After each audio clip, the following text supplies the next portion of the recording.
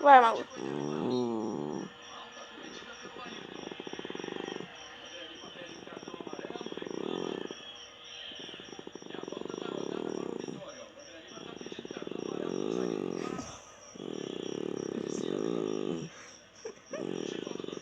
A moto velha tá feia, hein?